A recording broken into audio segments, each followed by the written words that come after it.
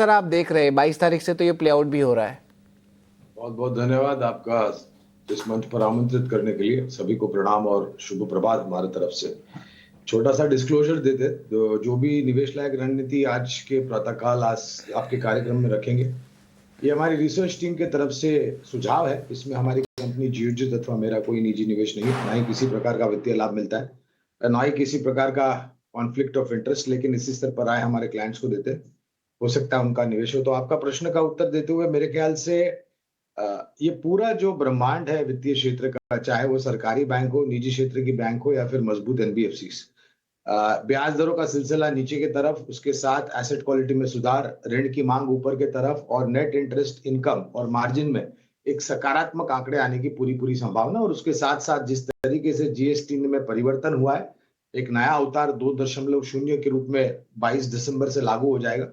ऋण की मांग बढ़ेगी, पहले भी हमारा एक कहना था हमारे ही चैनल नीति नौ स्वदेश पर, और अब मेरे ख्याल से ये मांग जो है ये आने वाले समय में और भी बढ़ती हुई नजर आएगी।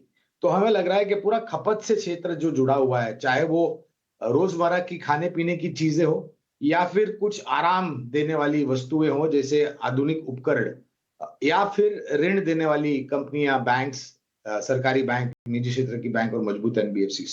तो बजाज फाइनेंस पर निरंतर, और मेरे ख्याल से पिछले साल अगर आप देखने जाए तो बाजार जब नीचे की तरफ आ रहा था तो बजाज फाइनेंस एक ऐसा ही मात्र शेयर था, दिग्गज, जिसने अपने जीवन का सर्वोच्च स्तर बनाया। और अब मेरे ख्याल से स्प्लिट और बोनस विभाजन हुआ है और वो प्राइस जो दाम है वो एडजस्ट हुए। लंबी अवधि का नजरिया है बजाज फाइनेंस में, तो निवेश लायक रणनीति बना करके चले।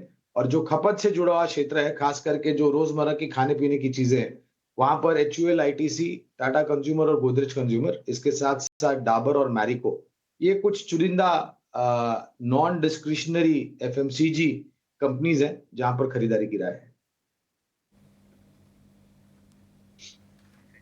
ऑलराइट, तो चलिए, कंजम्पशन का खेमा और कन्विक्शन गौरांग सर का यहाँ पर बनता हुआ यहाँ से लेकर 22 सितंबर और उससे भी आगे कह सकते हैं कि फेस्टिवल डिमांड का बूस्ट जो है वो कंजम्पशन के पूरे स्पेस पर, जहाँ हम कंजम्पशन की बात कर रहे हैं, नॉट जस्ट एफएमसीजी लेकिन ऑटो सेक्टर पर भी, बिकॉज ऑटो कंपनियों ने तो जीएसटी रेट रैशनलाइजेशन के बेनिफिट ऑलरेडी पास ऑन करना शुरू कर दिए हैं।